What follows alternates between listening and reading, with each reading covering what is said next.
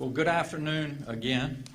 One of the things that I have learned about doing this job is to be flexible, and so we are flexible, and I appreciate your all's patience. A little glitch in our technology, but we will persevere. So thank you all again for joining us, and thanks for your patience. Today I want to talk about elections and our next steps as we plan and prepare to ease the restrictions at the appropriate time and get our economy back up and running safely.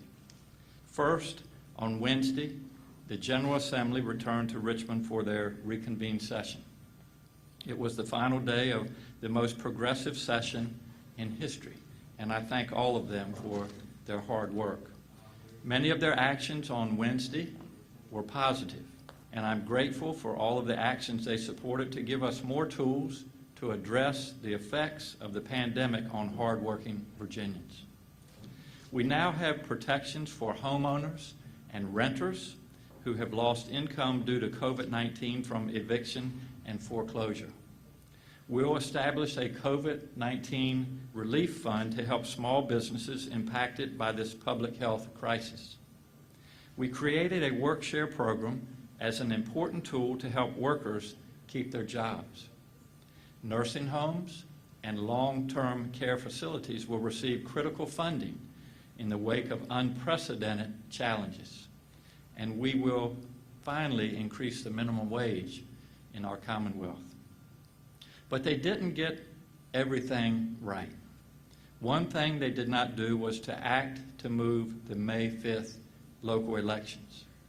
Elections are vital to democracy, and so it is the right to vote.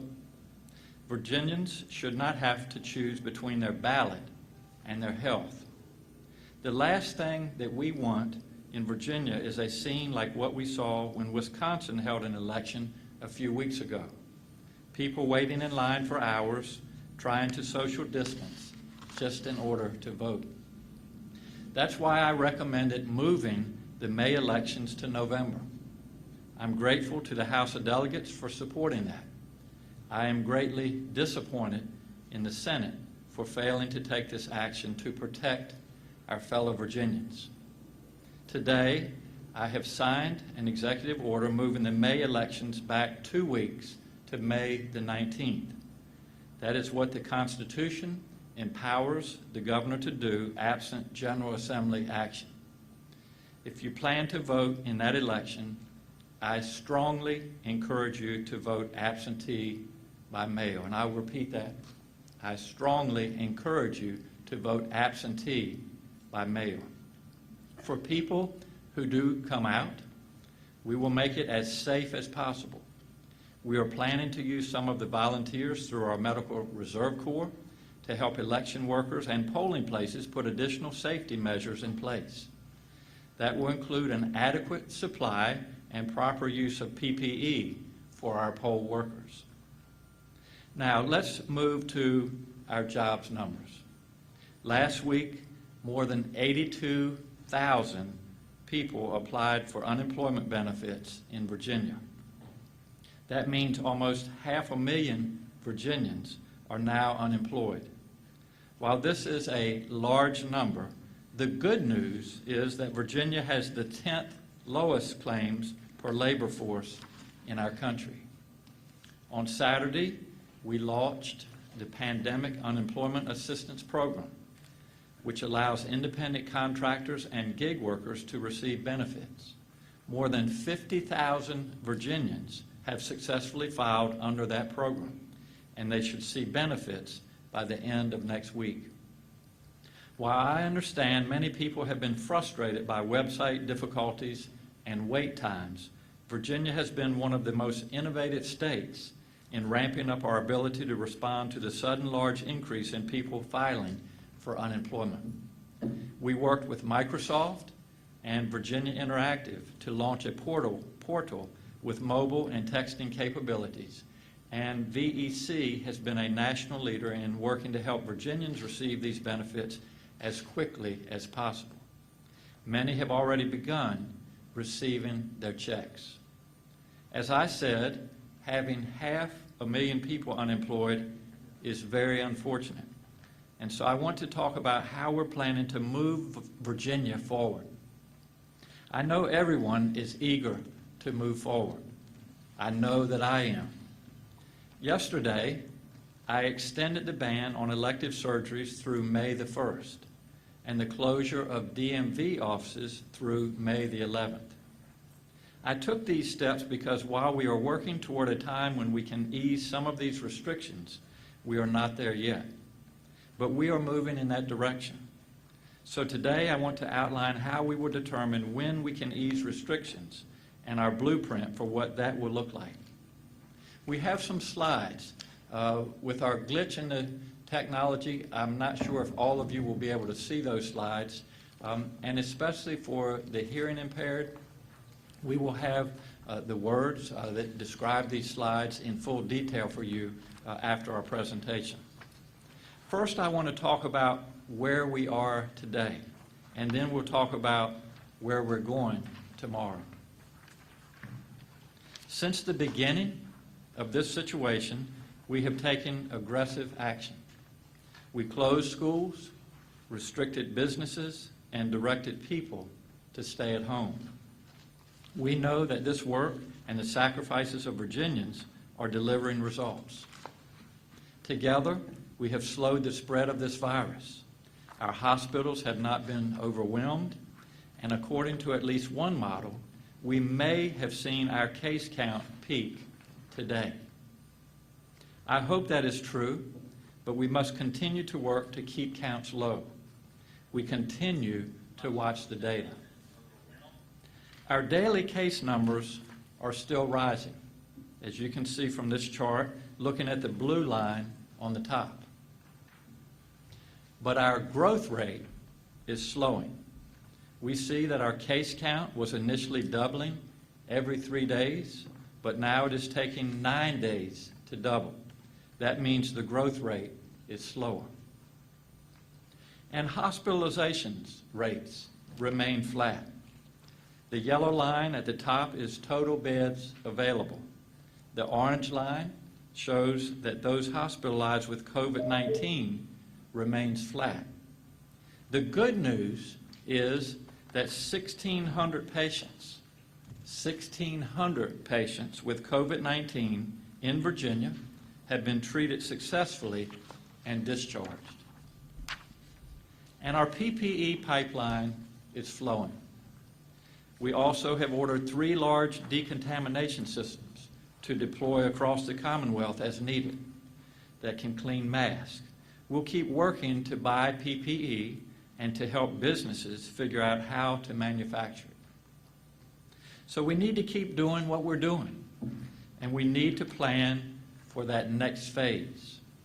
Our metrics for phase 1 are very clear.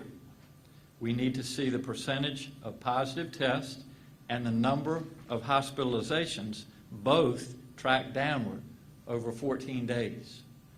We need to be sure we have enough capacity in our hospital beds and in our intensive care units. And we need to sustain our PPE supply. We will get back to work by greatly increasing our testing, then tracing the contacts of people who test positive and isolating these individuals. Not everyone in Virginia. That is the key to moving forward. I'm going to step aside for just a moment and let Dr. Karen Remley explain how we're going to ramp up testing. Dr. Remley is helping lead our testing task force. Dr. Remley, welcome.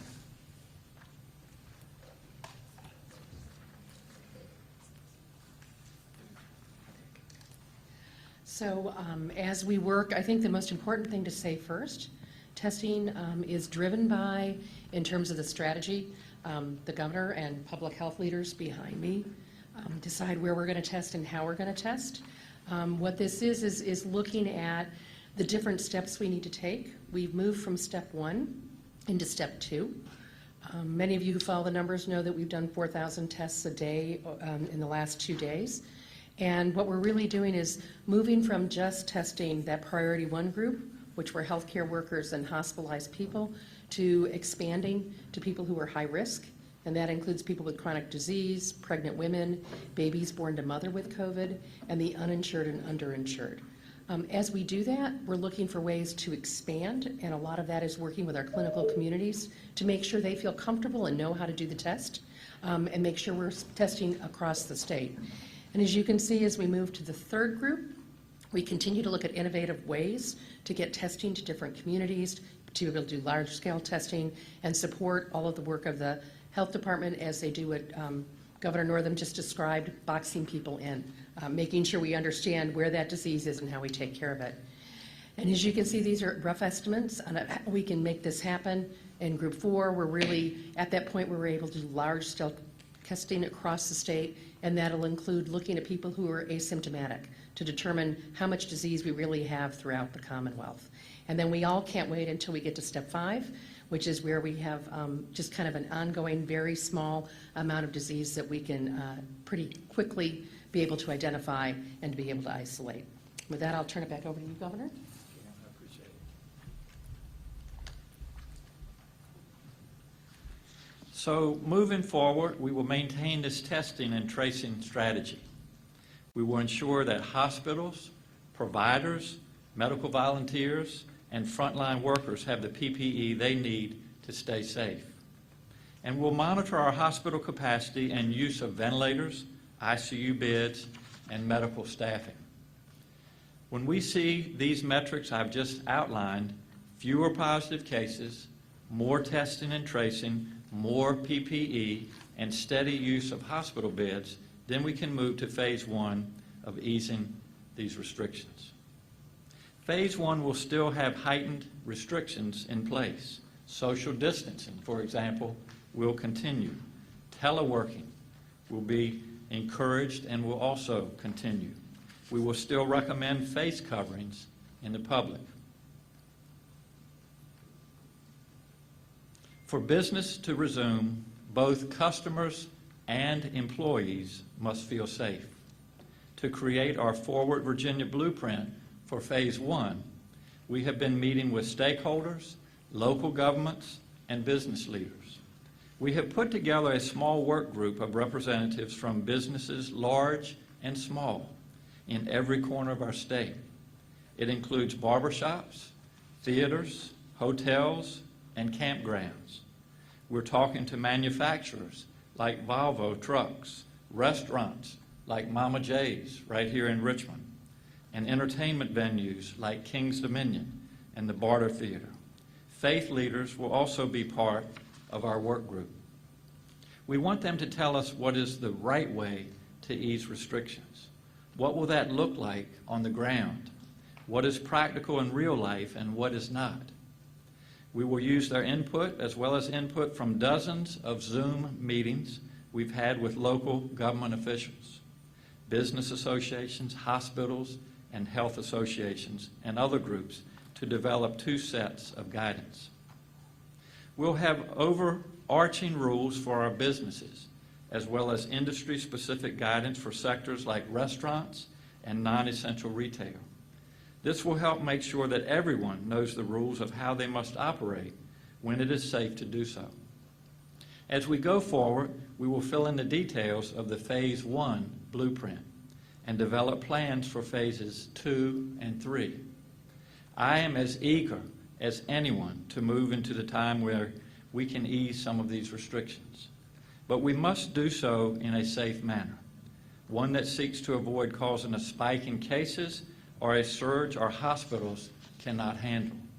As I've said before, we cannot and will not lift restrictions the way you turn on a light switch. We will do it responsibly and deliberately, and it has to be grounded in data. We will move forward, but in a way that prioritizes public health and creates public confidence. Easing too much too soon could jeopardize public health and consumer confidence. 1 step forward and 2 steps back is no way to move ahead. We will need everyone to continue taking actions to keep themselves and others safe. When you cover your face in public or stay 6 feet away from others, you aren't just protecting yourself. You're protecting other people, and that is the most important part of these efforts. None of us is in this alone. All of our decisions impact other people, other Virginians.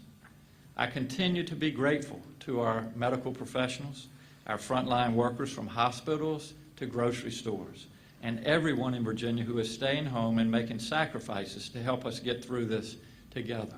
As you have heard me say many times, we are in the middle of a health crisis as well as an economic crisis.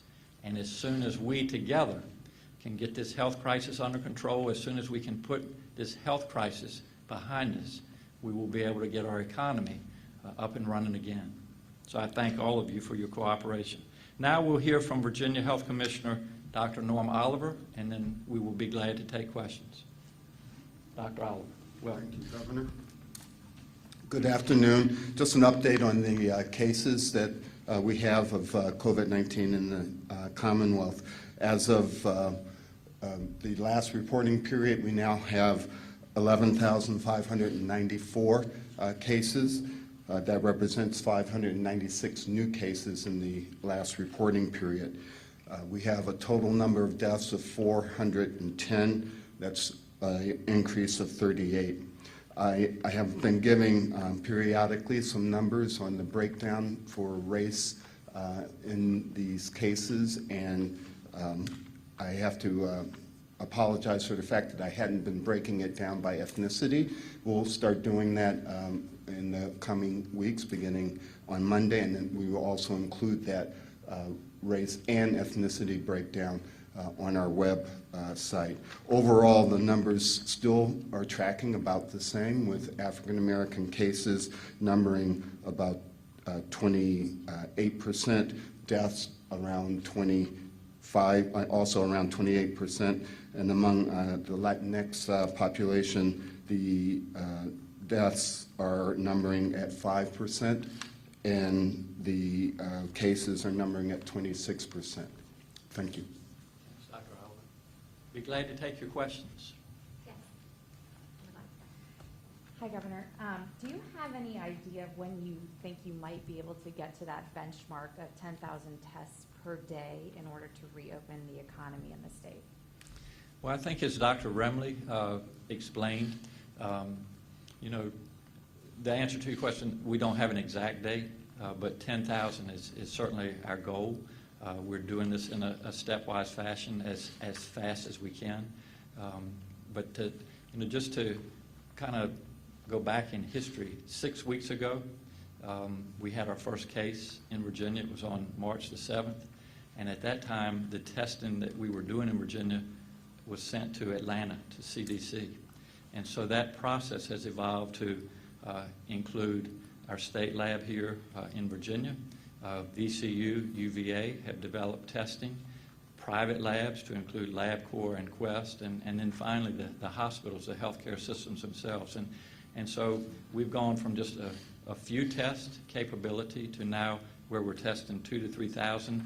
Today we've tested over 4,000. Again, that's taken 6 weeks to get to where we are today. I don't expect it to take another 6 weeks. Really wonderful work is going on. Dr. Remley has been organized this, kind of collaborating. And one of the, I guess, one of the challenges that we've had, one was supplies, obviously, and we're doing better with our supplies. But the other challenge, quite frankly, was that the test was so cumbersome that a lot of providers in Virginia were just choosing not to do it. So we wrote a letter to our providers and have encouraged, and rather than the last mile, it's really the first mile, getting the patient, having the testing availability there, and getting our providers to do that testing. So I would hope, again, that this will be ramped up in the next couple of weeks, but as far as an exact date of 10,000, I don't have that, but as soon as we can get there, we will.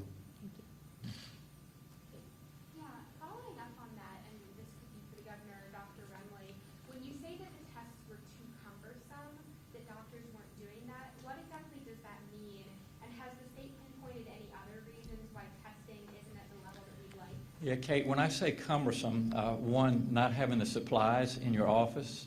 Doctors, obviously, just like everybody, they're very busy. So in order to get a test kit in their office was difficult. That's become a lot easier, a lot more efficient now. The other, when I say cumbersome, the other drawback was, as you remember when we were talking about this earlier, some of the results were taking 5, 7, 9 days in order to get those results back. And so, again, it's kind of like, well, if I don't know if I'm going to even get the test results back for 9 days, why do the test? And so now it's become much more efficient. The turnaround time is much shorter.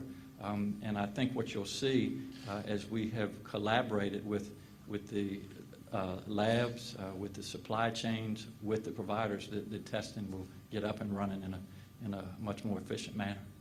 And what's the capability of the state lab currently? Is the plan to build capacity through relying on more private labs or through boosting capacity at the state lab? Kate, I don't have the exact answer, but I have someone that may be able to help us out. So, Dr. Tony, thank you. So the question was, what is the capacity at the state lab? And we have definitely increased our testing capacity, and we are now able to test in the range of 400 to 500 tests a day.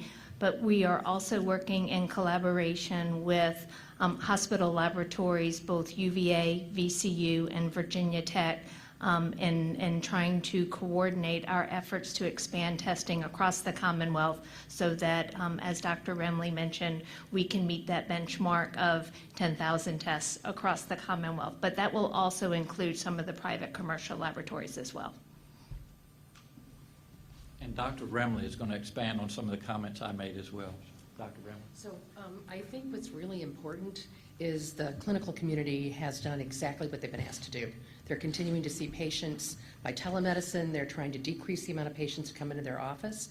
But the other thing to remember is the gold standard first test was something we call a nasopharyngeal swab. And you probably have heard people talk about it. It's a skinny little swab that goes all the way back in your nose. If you're a pediatric ER doctor like me or a pediatrician, you do them every winter when kids are sick for RSV, respiratory syncytial virus. If you're a cardiologist, you may have never done that before. So we are involved in a very collaborative but very aggressive turn time to really make sure all of our clinicians understand how to do this safely, how to do it accurately, and to be able to use the private labs that are out there to get these tests done out in the community. Thank you. Oh. The first question from the phone will be from Amy Friedenberger with the Roanoke Times. Hi, my question is for Governor Northam. We've talked about coordinating with Maryland and D.C. about when to allow for non-essential businesses to reopen.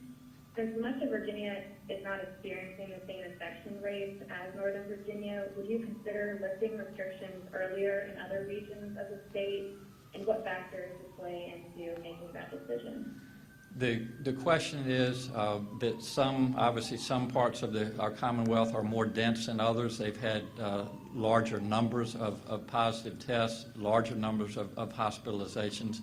But we've seen spotty cases throughout Virginia. And so the question was, do we plan on opening up some parts of Virginia before others? And I have really, as best I can, tried to be consistent.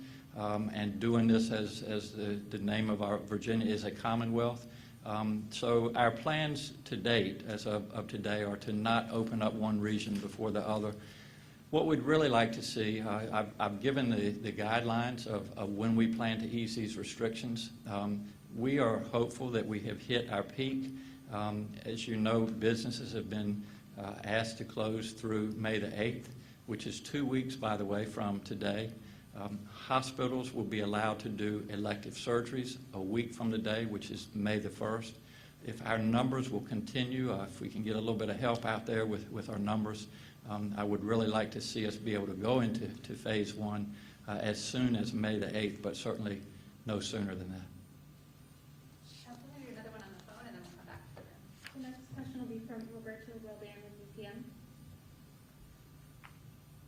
Yes, thank you. Governor Northam, candidates running in municipal elections in November are currently being forced to either go out and get voter signatures during the stay-at-home order to meet that May 9th deadline, June 9th deadline, excuse me. Other states have extended filing deadlines or moved to allowing electronic signatures, and I just want to know if your administration has any plans to address the issue of qualifying for the ballot during the stay-at-home order. So, good question. I'm going to let our Secretary of Administration, Secretary Connors, answer that. Thanks. Yes, thank you for the question. We are aware that candidates who are running for the November ballot as an independent have a June 9th deadline to turn in all of their petitions as well as their declaration of candidacy. We are exploring a number of options. Unfortunately, we do not have the technology today to allow for electronic petition signatures. We are hoping that as some restrictions are lifted, that candidates will be able to meet that deadline. I will also say that some candidates have sought relief from the courts to lower the number of petitions that they have to submit, and that is also always an option for candidates to pursue. Yeah, Virginia's GOP sent out a letter today asking for you to reconsider the decision, particularly surrounding some of these non-essential businesses, as we're calling them. Obviously, we're seeing some states move forward without the data matching as far as the 14-day decline. So can you speak a little bit more to that decision and why you're so adamant about those numbers matching up before you progress forward? So I believe the question was that some individuals in Virginia have sent a letter, is that, or put out a statement that we should look at easing the restrictions outside of the guidelines that we have presented? Is that? Surrounding non-essential businesses. Yeah. Well, the first thing I would say is that the guidelines that we're using come from the CDC, and they were announced by our president a week ago yesterday. And so while there have been some mixed messages coming out of Washington, that is a message that I think the governors across our country have tried to abide by. Obviously, nothing is written in stone, but we have really been trying to make our decisions with data and following the science. And the CDC, I think, is a good source of guidelines. And so the guidelines that I have outlined today that we've been talking about every day, for that matter, come from the CDC, and we'll continue to follow those. The next question is from Bill Atkinson with the Progress Index. Thank you very much. Governor, prior to the suspension of the utility cutoffs, there were many people, especially in our area and in the lower income communities, who had previously had their water services shut down prior to the suspension, and they were working on trying to get them reinstated when everything happened. And they are trying to feel really like without water and some of the other utilities. And without the water, they're unable to follow some of the CDC protocols, such things as washing their hands. Is there anything the state can do to work with some of the more local utilities like water and sewer to make sure that these people who are working to try to get the access turned back on will have that access during the crisis? If I heard the question correctly, that it sounded like some folks have had their utilities, their water turned off, and I regret that being the case. I don't have any reason to doubt what you're saying. But I would say that if there are families out there that are having those difficulties, please direct them to our website, and we will do everything that we can not only to help the families, but also to deal or discuss this with the utilities and forgive them for not being able to pay their bills during this difficult time. So please refer those to our office, and we'll do everything that we can to remedy the situation. Governor, what are businesses saying about Phase 1 guidelines, and if they're going to be able to actually meet those guidelines when we do get back to reopening? Yeah, it's a great question. Angela, do you want to talk? Angela Navarre has been communicating with our businesses on a daily basis. Thank you. Well. So Angela Navarro, Deputy Secretary of Commerce and Trade. Your question is, what has the business response been relative to guideline development? So we're working with businesses both through the business task force that the governor announced earlier today, as well as with business community members outside of that task force. We're really seeking their guidance and their recommendations as we're developing these guidelines. We're of course working with the Virginia Department of Health, and all of the guidelines are really focused on ensuring public health and security of individuals as they enter the workforce and as they go into these public-facing businesses. We've had a really strong and positive response from businesses. They want consistency and they want clarity from government as we're putting out these guidelines, and that's what we're hoping to provide in developing this process, is that consistency and that clarity. Thank you. And Henry, just to follow up on that, as I mentioned earlier in my comments, this recovery, this economic recovery, is really going to be driven by our businesses and by our consumers. And so this is the reason we've reached out to businesses, because they have to be in a position, whether it be a barber shop or a hospital, to make sure that consumers are comfortable coming back into their place of business. And so they've really, I think, been creative and innovative and certainly part of the solution, and we've really been pleased by the response so far. The next question will be from Mike Morello with WCOP. Governor, thank you so much for taking my question. I know you touched on this a bit, but with many Virginians frequent commuters into D.C. and Maryland, how might the decision to ease restrictions in the Northern Virginia region be impacted by what's happening in Maryland and D.C.? Could a lot of case activity, say in Maryland or in D.C., potentially delay any easing of restrictions in the Northern Virginia area? The question, I think, deals with consistency as we move forward with easing these restrictions. And I'm in frequent communication with the mayor of Washington and the governor of Maryland. We're neighbors, especially in the Northern Virginia area, just separated literally by the Potomac River. And while it's not going to be an exact easing of guidelines, we are doing everything that we can to work together to be as consistent so that we will decrease any confusion moving forward. So again, every state, every city has a little bit of a different situation, and that's certainly the case between Maryland, Virginia, and Washington. But as best we can, we're going to try to be consistent as we move forward. Can you talk more about contact tracing and what the state's goals are for that? I know it's a pretty labor-intensive effort. I also know that Dr. Carey has talked about the use of maybe phone apps or something like that to track people and their risk. Can you expand on what the state is planning for tracing? Which one of you wants to? Yeah, I think Dr. Oliver first. The question was to please expand upon contact tracing and how we propose to do that as we step up to prepare for phase one and going into phase one of recovery. As you pointed out, contact tracing is a very labor-intensive thing. For every one person who has COVID-19, you have to track down all the people that they've come into contact with. We understand that as we begin to move toward decreasing social distancing, we will have to increase our ability to do contact tracing because the cases will start to rise again, and we want to try to contain that as best we can. So part of what we're doing is not only ramping up on our testing capabilities, but looking to ramp up our medical workforce, utilizing our medical reserve corps, utilizing furloughed and underutilized healthcare workers through hospital systems and private practices, and other volunteers as well.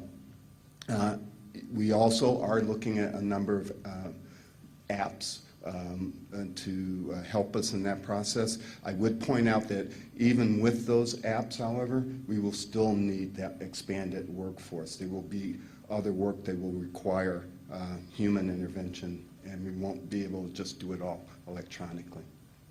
Are there any specific applications or companies that are doing this work that you're looking at that you can tell us about today? The question is, are there any specific applications? We're looking at a number. There's none that we've particularly latched onto at this point, but there are several interesting possibilities, and many of you probably already know about Google and Apple working on something that supposedly will be ready sometime in May. We're going to do one more on the phone and then Laura. I'll simply add to Dr. Oliver's answers that we are, even this afternoon, after this is a briefing with Apple to see what progress they've made and where that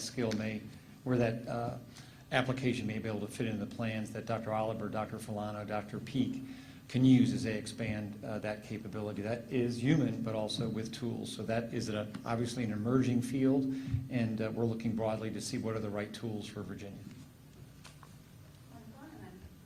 David McGee with the Bristol Herald Courier.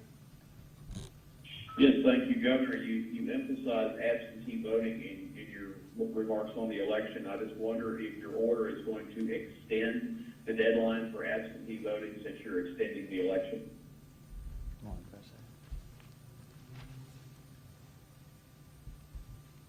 Yes, so the question is, will the deadline for absentee voting be extended due to the governor postponing the election? And the answer is yes. So the last day to request an absentee ballot is May 12, and then the last day to return an absentee ballot is 7 p.m. on Election Day, May 19.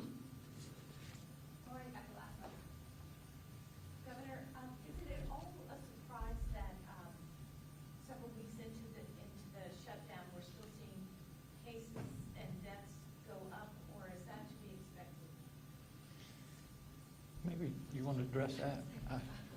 Laura, I was going to give it a try, but I'm going to let, I'm going to let Dr. Filano, I'm going to take off my doctor's hat and let a real doctor address it. Hi, thanks for the question. The question is it expected that we're seeing case counts continue to rise right now? Is that right? Yeah, so I think that is expected, particularly as we increase testing capacity. You obviously will detect more cases, and those cases will be counted. I think some of the phased recommendations you saw today point to positivity, so what proportion of tests are positive. So that's another important measure to look at.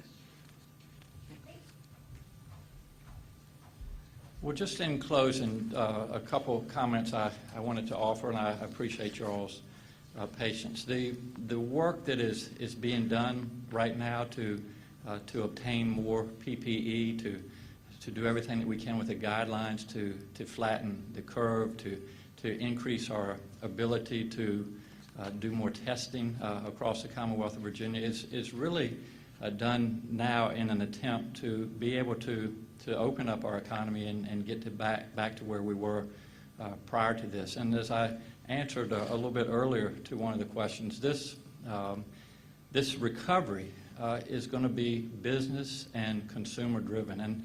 And perhaps it's not a good analogy or comparison, but we all remember what happened back in 9/11. And after that time, Americans were fearful of getting on an airplane and flying, understandably so. And so a lot of modifications were made, and in time people again became comfortable, and we got back to as near normal as we could. And that's really what we're doing now with all of our efforts. We want to make sure that our businesses are doing everything that they can, and that's why we established this work group to let our consumers, whether it's a barbershop or a hardware store or the hospital, we want to make sure that the consumers feel safe and comfortable that when they come into that place of business, they're safe. And so there's a lot of effort that's going into really working on how we can make that recovery as efficient and as effective as we can. I wanted to take this opportunity, I know we're all going into the weekend, but I wanted to again thank some people.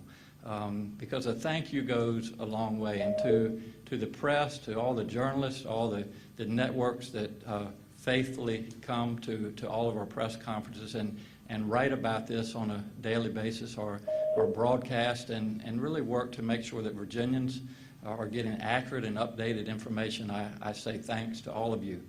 To those individuals that are working in our hospitals, in our nursing homes, in our grocery stores, our first responders, our law enforcement agents that literally are working around the clock to keep Virginians safe. On behalf of Virginia, I sincerely say thank you for all of your dedication and work. And then finally, you have heard and seen some very talented people that stand with me every day, and there are a lot that work behind the scenes. And I just want to let you know how hard they're working. 7 days a week, a lot of them are working through the night to make sure that we as Virginians can recover from this. And so on behalf of the Commonwealth of Virginia, to all of them, I say thank you. They are what make me proud as a Virginian, and hopefully you proud as well. So as I said, a thank you goes a long way. So if you see a first responder or someone who's working in the hospital or one of our cabinet secretaries or staffers, just please tell them thank you. And to all of you, it's Friday. That's a good thing. I hope you all get some rest this weekend. Have a safe and peaceful weekend, and we look forward to being back with you on Monday. Thank you all so much.